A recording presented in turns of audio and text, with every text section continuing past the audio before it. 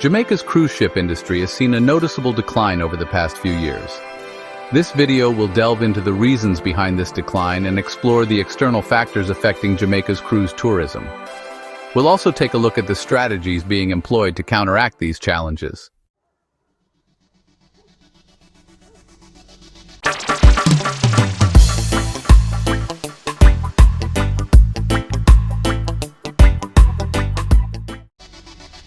Jamaica had nearly 2 million cruise passengers in 2017, but due to external factors which we will explore below, this number has dropped to 1.42 million cruise passengers in 2024. This is despite the Jamaican government and its partners spending around $1 billion on cruise ports development in Jamaica over a span of 20 years, which is still ongoing.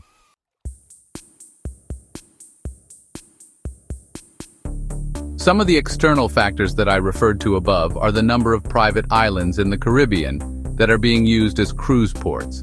There are 7,000 islands in the Caribbean, and the Bahamas alone has 700 islands. Hence, Jamaica cannot compete with some of the other Caribbean islands when it comes to attracting cruise tourists.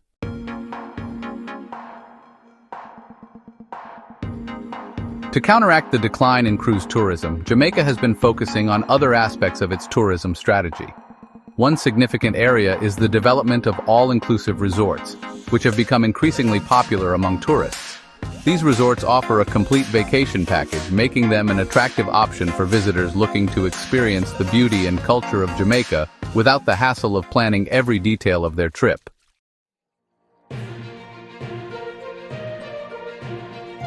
Or with some other countries further afield, such as Dubai and other Gulf states, which have built or are in the process of building many artificial islands that can offer more luxurious cruise visits than Jamaica could ever dream of. More on this later.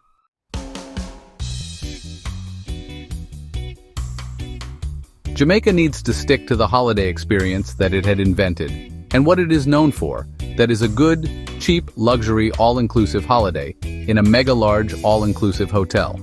This article below is a review of the origins of the all-inclusive concept in the context of the Caribbean. The origin of all-inclusives in the world and the Caribbean is analyzed. The concept was first introduced in holiday camps in Britain during the 1930s. Club Med is credited for popularizing the concept globally in the 1950s. However, the credit of introducing a luxury version of the all-inclusive concept goes to a Jamaican hotelier and co-author of this article. In defining the concept of all-inclusives, one cannot ignore the significant role Jamaica has played. Currently, Jamaica has 17 of the best 100 all-inclusive resorts in the world. Even though all-inclusives are occasionally criticized, they are seen as a necessary evil. Concludes by predicting that all-inclusives are here to stay in the Caribbean and will play a major role in tourism for the foreseeable future.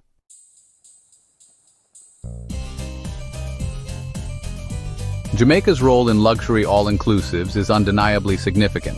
The island has set the standard for what an all-inclusive experience should be, blending affordability with luxury. However, the cruise industry presents challenges.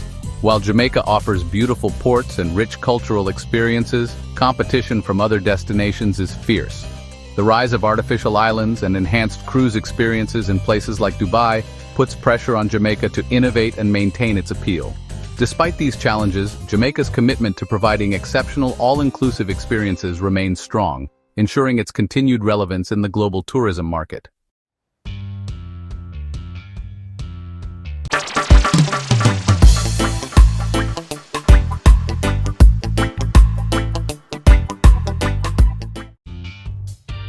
The article demonstrates that Jamaica has cemented its place as an originator of the luxury, all-inclusive concept in the world.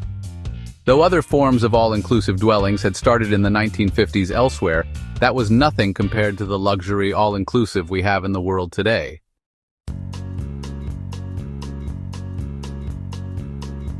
Now, the article below from the New York Times will demonstrate the reason why Jamaica will not succeed in the cruise ship tourism market as a means of rapidly increasing tourism numbers to Jamaica.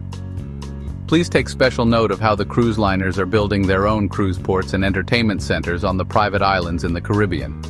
Quote, New York, October 29th, Reuters, major cruise operators are steering their ships and millions of dollars in investments into their own private destinations packed with excursions, beaches, bars, and restaurants.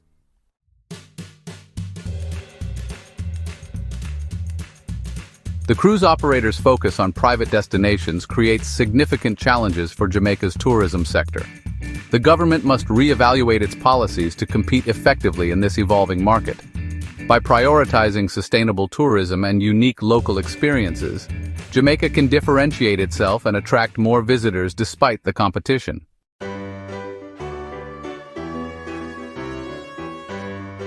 The phenomenon appears to have started with Royal Caribbean Group, which in 2019 opened Perfect Day at Coco Cay, an amusement park-like private destination in the Bahamas that has caught the eye of Wall Street. By operating their own private destinations on small Caribbean islands, Royal Caribbean and other cruise operators have managed to grow revenues faster. By having their own port and not having to pay passenger fees and government taxes, they are able to capture more of that total revenue, Bob Levenstein, CEO of cruise marketplace Cruise Compete, told Reuters.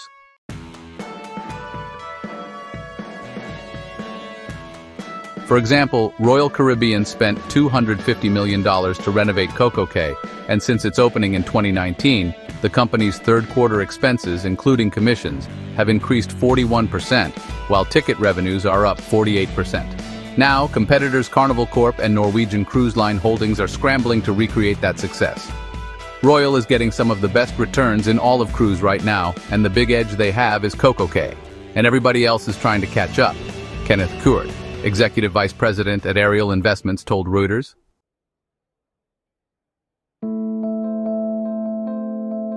The Jamaican government's approach to tourism has its share of critics. Many argue that the focus on large-scale resort developments and cruise ship tourism has led to economic benefits that are not evenly distributed among the local population. The environmental impact of such developments is another point of contention. Critics say that the government needs to implement more sustainable tourism policies that benefit both the economy and the environment. It's a complex issue and one that requires careful consideration and balanced policymaking.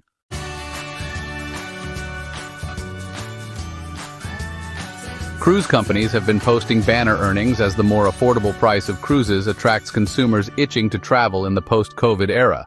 Royal Caribbean shares are up 69% so far this year, while peers Carnival and Norwegian are up 27% and 30% respectively.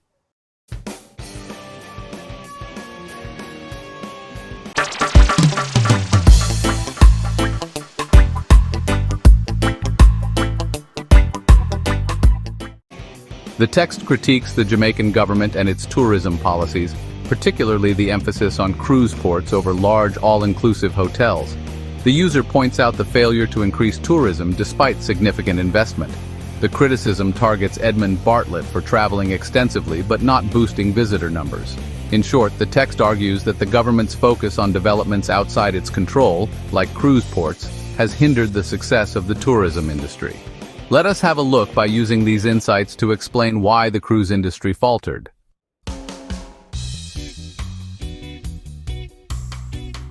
The government's misguided efforts and lack of control have been a significant barrier to the success of Jamaica's tourism industry. By focusing on cruise ports, which are largely influenced by external factors, the government has neglected more sustainable and controllable investments.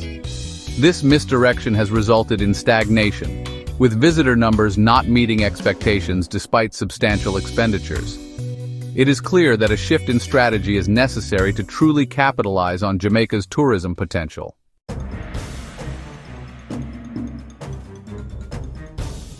My arguments are that the Jamaican government's efforts to develop tourism through cruise ports, villas, and small dwellings have been misguided.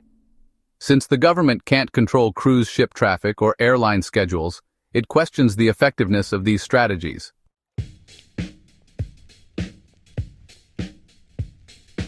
Instead, foreign investment in mega all-inclusive hotels, with partnerships to control visitor flows through airline packages, is seen as the more successful and sustainable approach. The failure of the cruise ship industry underscores this, as much of it remains outside the government's control.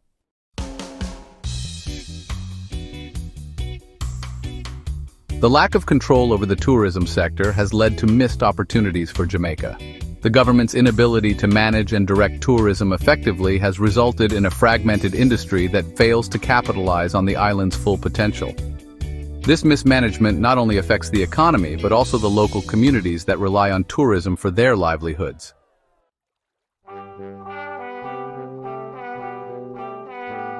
The fundamental issue is that Jamaica's government invested heavily in infrastructure, like cruise ports, that doesn't guarantee control over tourist arrivals.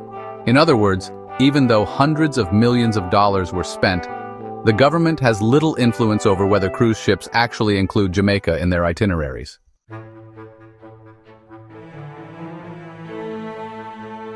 This approach contrasts sharply with the established model of mega all-inclusive hotels where private investors can package deals with airlines and sometimes even have stakes in them to actively drive visitor numbers.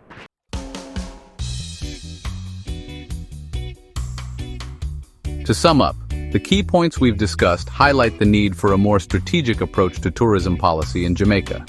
Repeating the same policies without adapting to changing circumstances will only lead to missed opportunities and inefficient use of resources. It's crucial for the government to rethink its strategy and consider more sustainable and impactful investments.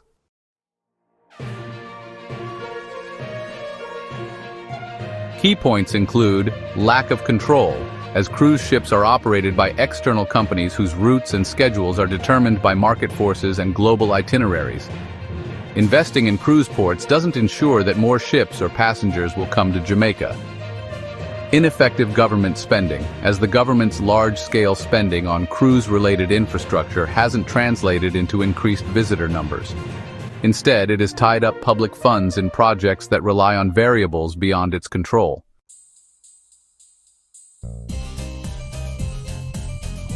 Missed opportunities with private investment. In contrast, mega all-inclusive hotels, funded by private investors, can secure package deals with airlines. This model offers a more controlled, predictable influx of tourists, because investors have a direct financial stake in ensuring that flights and accommodations work in tandem. Policy repetition. The current shift toward developing villas and smaller dwellings mimics the same flawed logic. Just as with cruise ports, these initiatives depend on external factors like airline schedules, rather than leveraging proven models where stakeholders have a coordinated approach to bringing in tourists.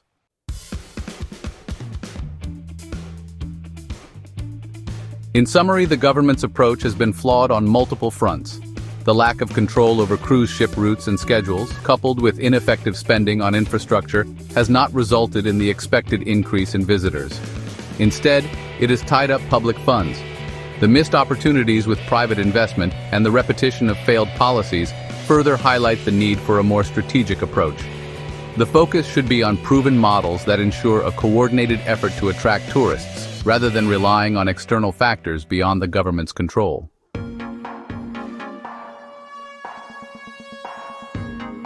In summary, the failure of the cruise ship industry in Jamaica is largely due to the government's reliance on infrastructure investments that do not directly influence tourist flows.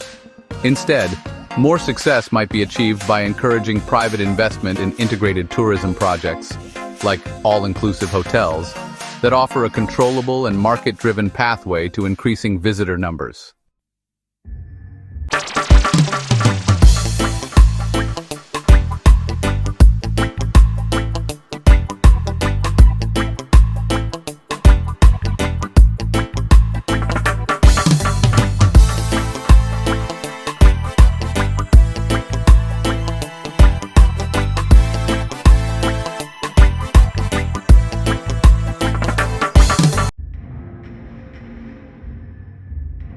Why did the cruise ship industry fail in Jamaica, despite hundreds of millions of US dollars spent on cruise ports over the past decade? The current Jamaican government has failed the Jamaican people in their handling of the tourism industry and the lack of tourism growth in Jamaica over the past 8 years.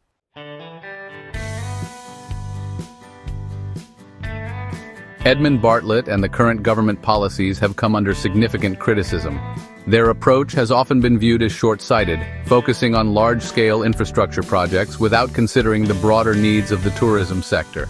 Many argue that a more nuanced strategy involving both public and private stakeholders is essential for sustainable growth. The need for transparency and accountability in tourism planning cannot be overstated. It's clear that without addressing these core issues, the potential for Jamaica's tourism industry will remain largely untapped.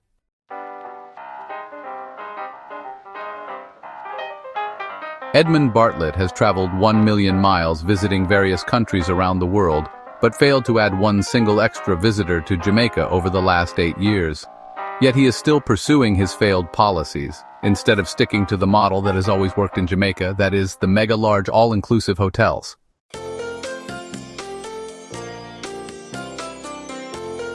The Jamaican government is hell-bent on doing things that they have no control over, rather than getting the foreign investors to spend their own money in Jamaica doing the things that they have control over.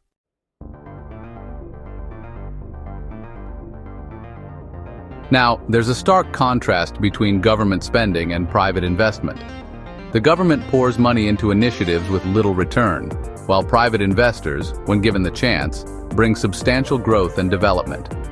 It's a matter of aligning interests and focusing on what truly benefits the nation.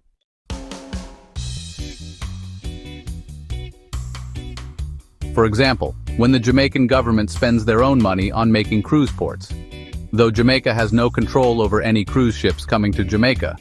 Likewise, the Jamaican government is now trying to develop villas and small dwellings to host visitors to Jamaica, instead of massively increasing the all-inclusive hotels to make up for their losses in the cruise ship industry.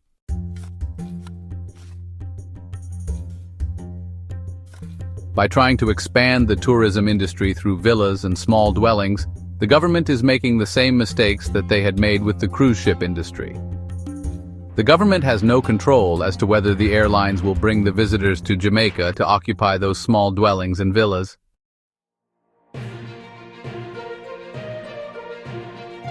On the other hand, when the foreign investors spend their own money building new mega-large all-inclusive hotels, the hoteliers have some control over the foreign visitors coming to Jamaica, as they can do the package holiday deals with the airlines.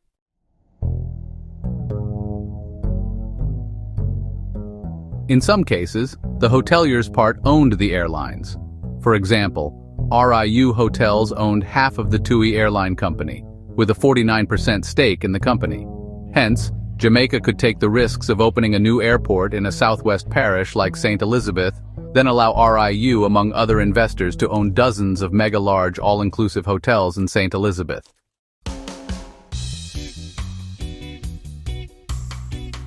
Despite these investments and collaborations, Jamaica's tourism sector still lags behind other Caribbean destinations. It's time for a bold, strategic plan to elevate Jamaica's tourism to new heights. By embracing sustainable practices, fostering local entrepreneurship, and enhancing the overall visitor experience, Jamaica can truly become a world-class destination.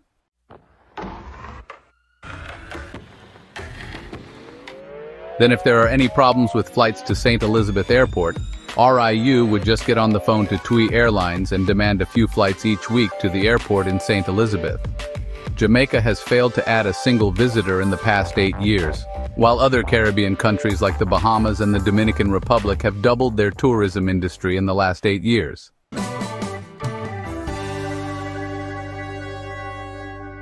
Jamaica now needs to double its tourism industry over the next 5 years just to start catching up with their Caribbean neighbors.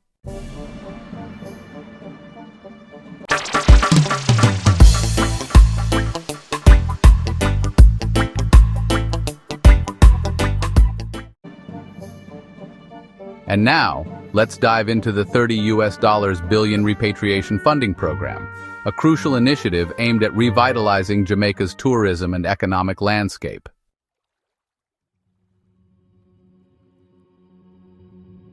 Thank you for watching another episode of my series titled $30 billion repatriation money available for Jamaica to claim.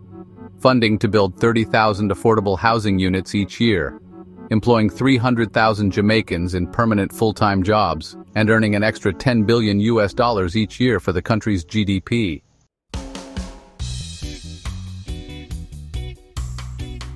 Some key features of the $30 billion repatriation funding program are 120 hotels to be built across Jamaica, especially near areas with high unemployment rates, earning an extra $10 billion each year for Jamaica.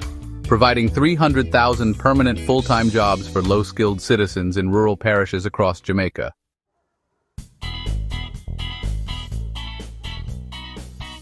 Additionally, the program aims to boost local businesses by creating a sustainable tourism infrastructure. This initiative will not only enhance the economy, but also improve the quality of life for many Jamaicans. Don't forget to subscribe and stay tuned for more insights into how this funding can transform Jamaica's future.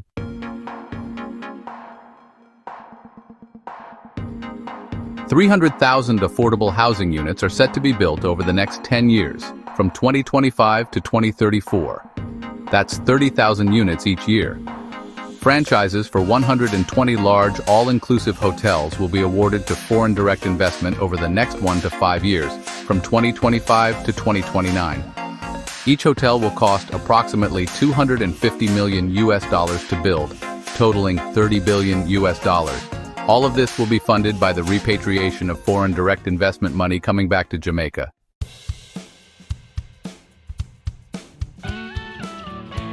Minimum wage to be increased by 15% each year, reaching $200 per week in the next 5 years. Jamaica's agriculture needs to start growing by 20% every year for the next 10 years and beyond. This is to create stability in the country as the tourism industry starts growing by 20% every year for the next 10 years. This is part 14 of my current series. Look out for part 15.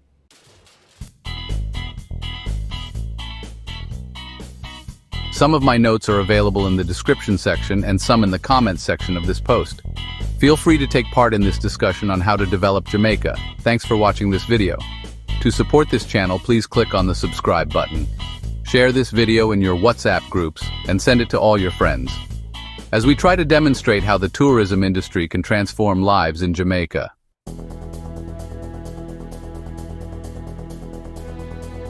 Remember to let us know what you think about this video by leaving your comments below.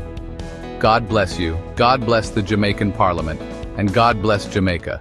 Until my next video, peace.